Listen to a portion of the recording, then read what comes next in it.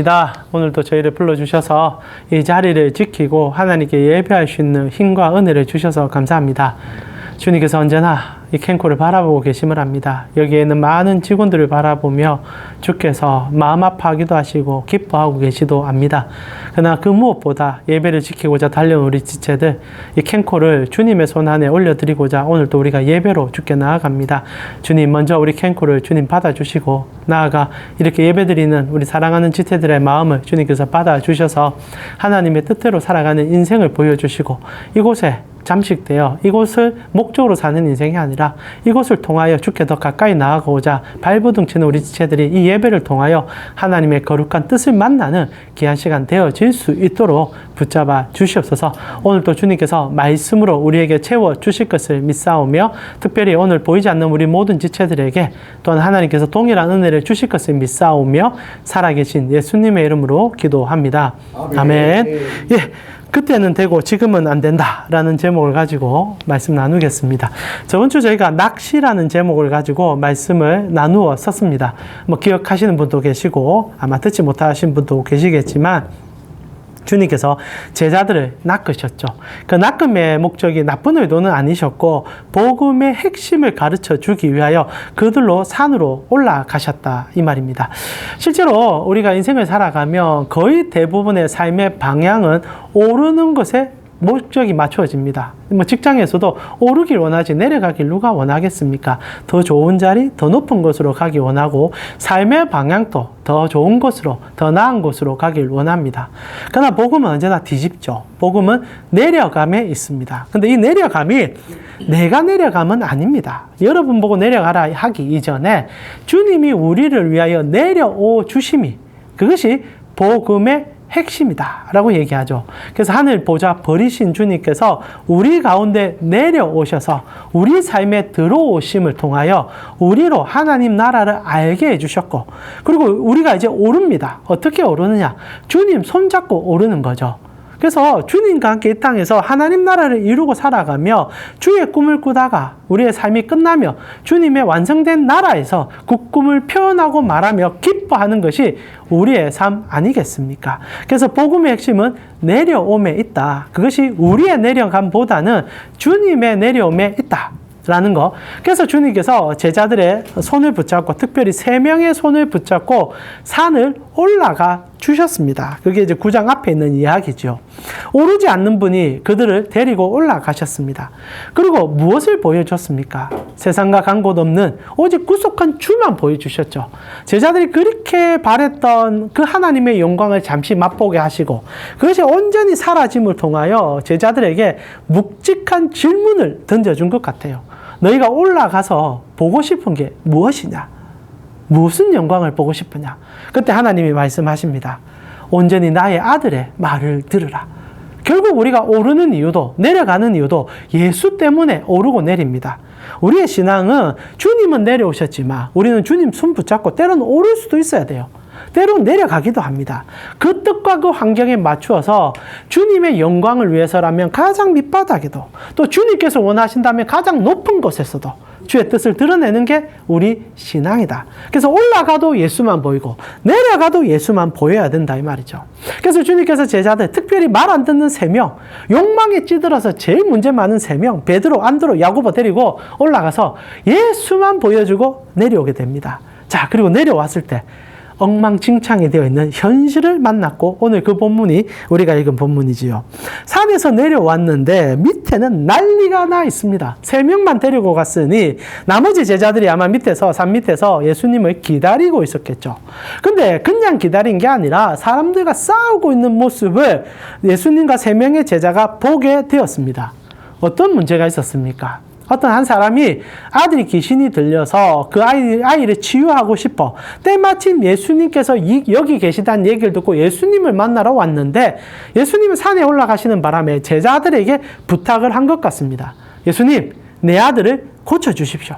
그리고 제자들이 아들을 고쳐주고 싶었는데 아들이 고쳐지지 않은 겁니다.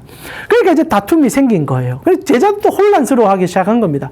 그리고 예수님이 내려왔을 때 그 아비가 예수님께 포복절도를 합니다. 그리고 제자들도 예수님께 찾아옵니다.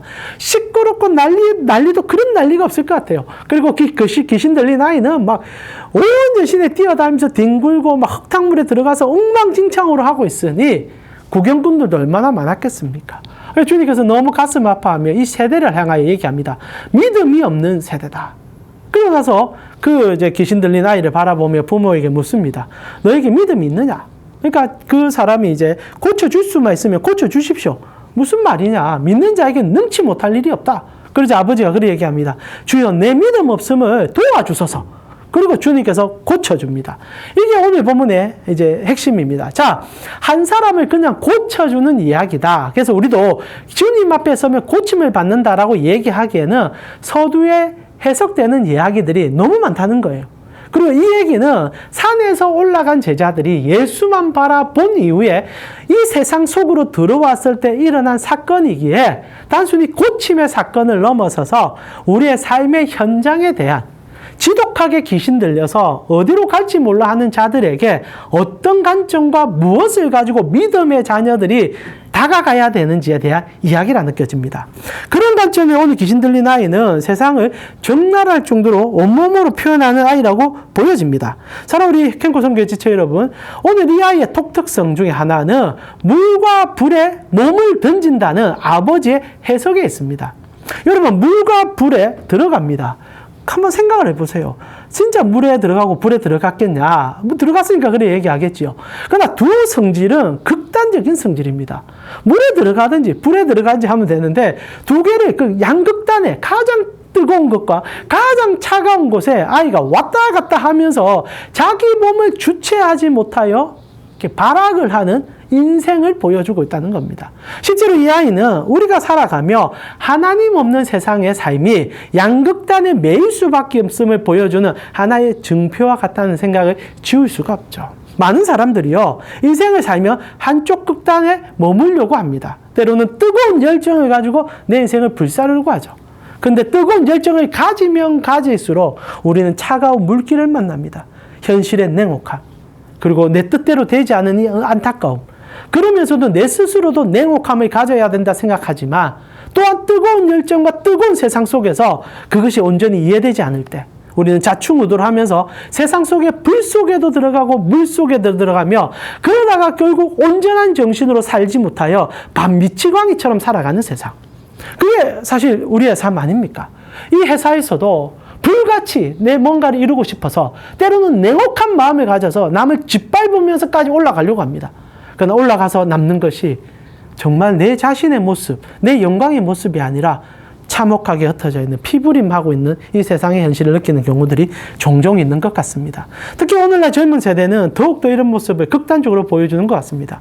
쾌락에 거의 끝을 달려가듯이 하면서도 가장 냉정한 세상 때문에 좌절하여 자기의 삶을 포기하는 청년들이 수없이 일어나는 세상 아닙니까?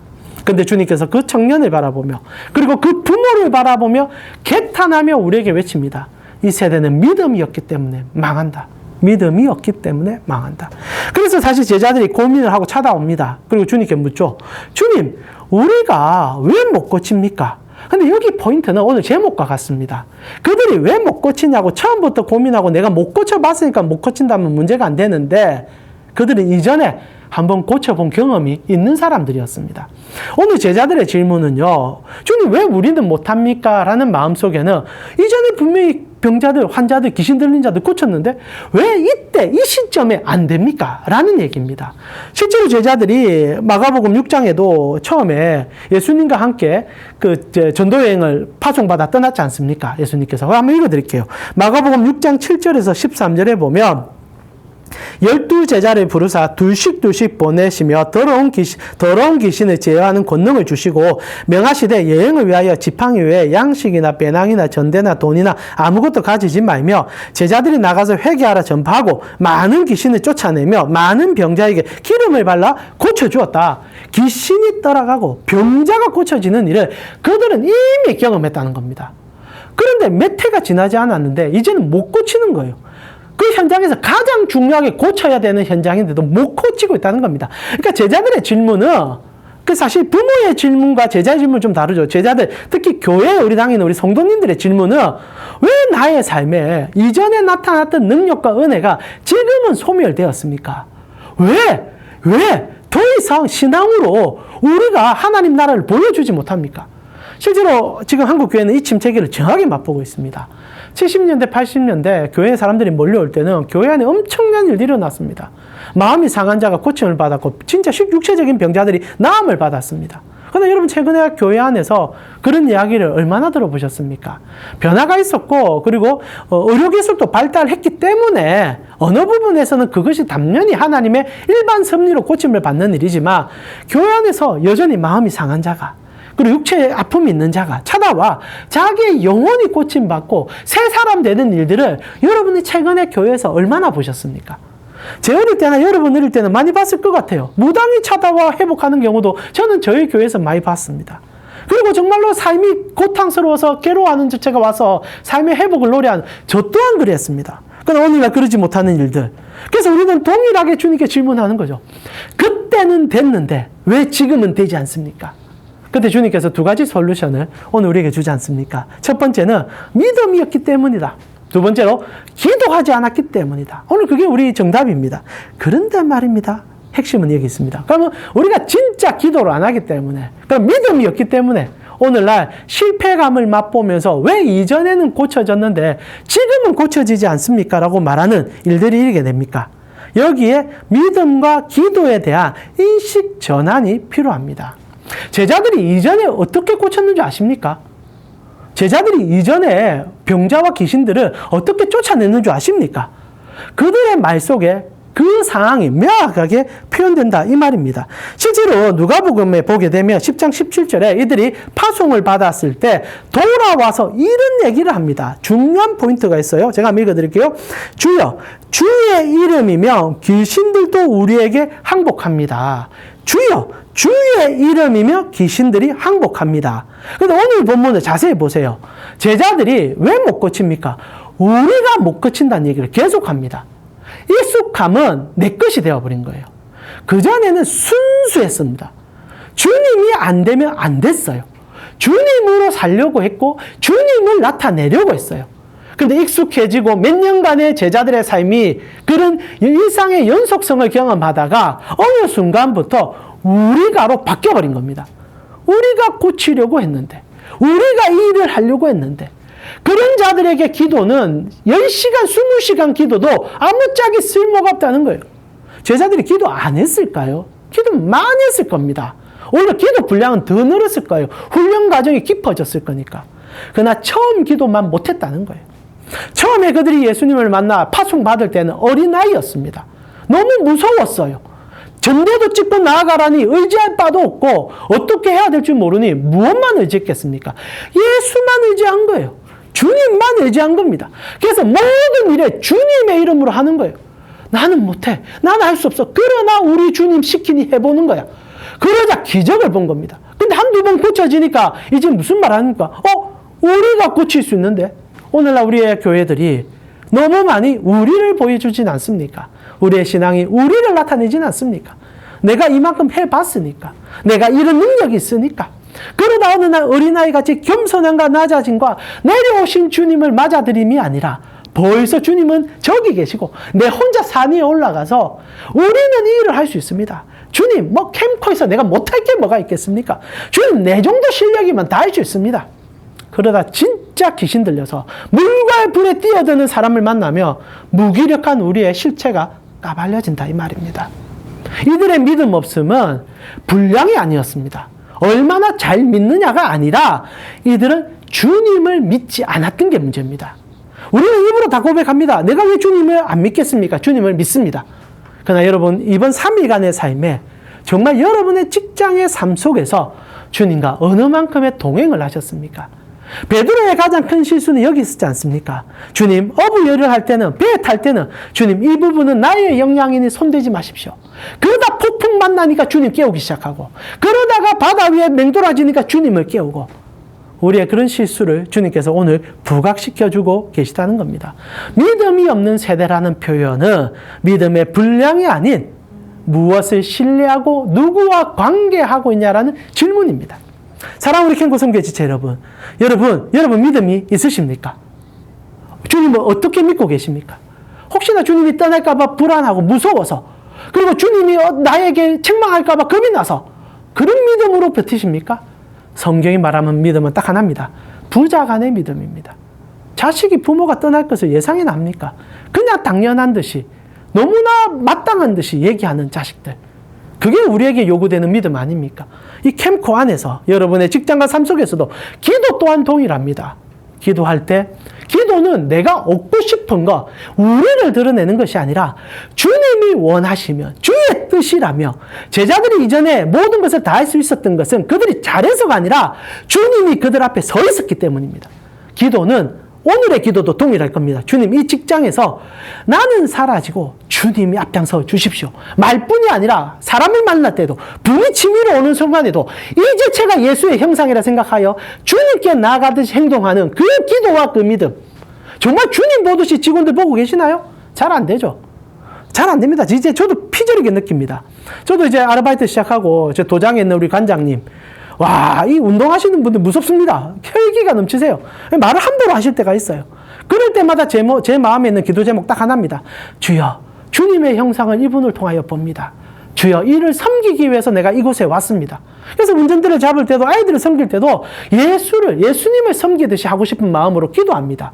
그러면 좀 다르게 보이더라고요. 그러면 그 일이 단돈 몇 푼에 내 영혼을 파는 게 아니라 이곳은 내가 주님을 섬기는 성전이 되더라고요. 오늘 주님이 원하는 믿음과 기도는 그리스도를 따라 그리스도를 왕으로 섬겨 그분을 높이는 삶의 정향을 얘기하는 것입니다. 사랑하는 우리 캔코 선교회 지체 여러분, 왜 그때는 했는데 지금은 못하느냐? 이 질문은 너무 좋습니다. 그때 주님이 얘기합니다. 기도하지 않았기 때문이다. 여러분 출근하셨을 때 기도하셨으면 좋겠어요. 주님, 오늘도 나를 비우게 하여 주시고 주님을 찾아 주님을 높이는 하루가 되게 하여 주시옵소서.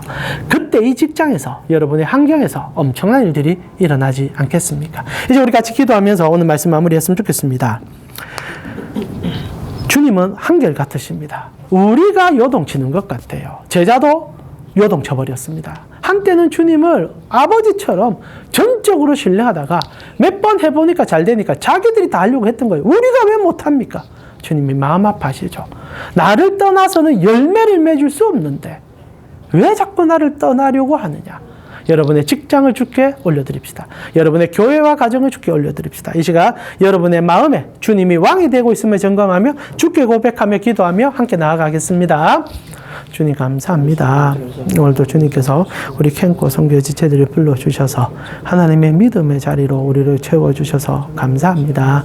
오늘도 주님 더욱더 나아가는 시간 되게 하여 주시고 하나님 앞에 고백하여 싸우니 주여 주님을 부여잡고 하나님의 마음을 알고 주께 더 가까이 나아가는 우리 지체들이 되어지기를 정말 원합니다.